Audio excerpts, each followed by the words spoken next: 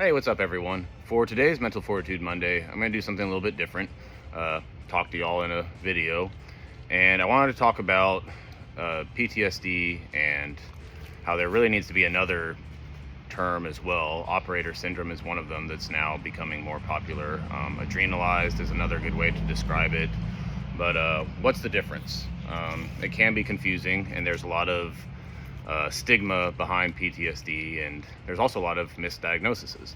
Uh, you know that there's 19 different criteria that fall into the category of PTSD, and you don't have to meet all of them to be diagnosed with it. It can be both acute and chronic, and it's just easy to be shamed, and then people don't seek help. And it really shouldn't be that way. If you feel like something's wrong, go seek some help.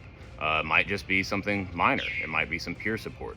You might need a professional.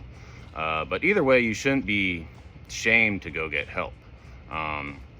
Now, with operator syndrome or becoming adrenalized, that's talking about the nervous system response. And it's very common and people with high stress jobs. It's due to the high allostatic load over a long period of time.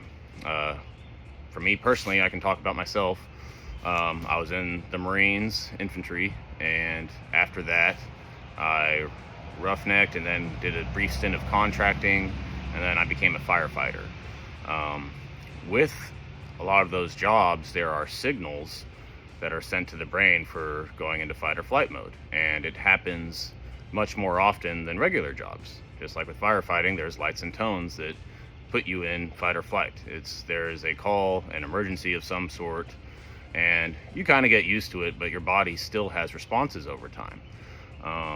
And when you do this over and over, sometimes the body gets confused, or the mind, I should say more, gets confused, which then affects the body. You can start having physiological responses. So another example I'll give of myself, I was running the other day, and I was running at about a 9-minute pace, just nice and easy run. And one of our fire engines drove by. I gave them a wave, they gave me a wave and friendly honk.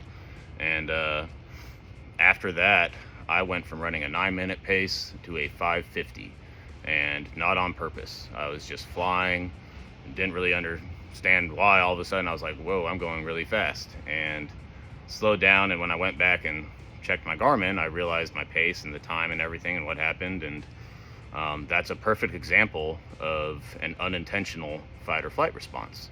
And that's what happens to a lot of guys. I have a friend that he was a helicopter pilot in the Marines, and when I was talking to him about operator syndrome stuff or becoming adrenalized, he could relate, and he was like, wow, this is what's going on with me. And it's difficult to describe to others. It's not the same thing as PTSD.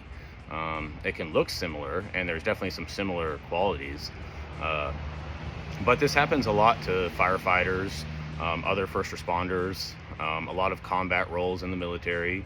I'm sure it can happen to people in other jobs as well if you're constantly getting some sort of a fight or flight response.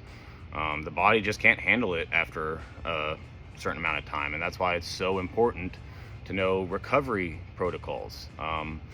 I recently got these Cool Mitt devices. I love them.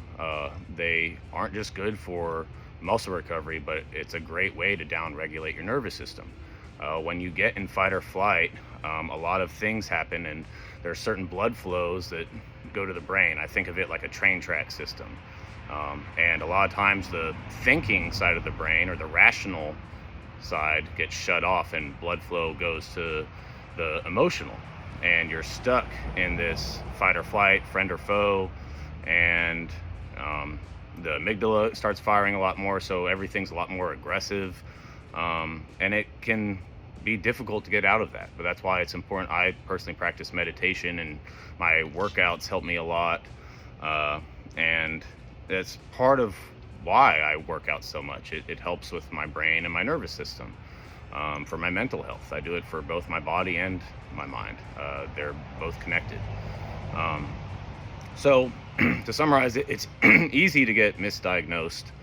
If you think you're dealing with stuff, talk to a professional. and get some help. You can heal. You can heal from trauma. You can heal from operator syndrome. It might take some time, but you can. If you can change your mind and your body, the brain will follow. Hope this helps.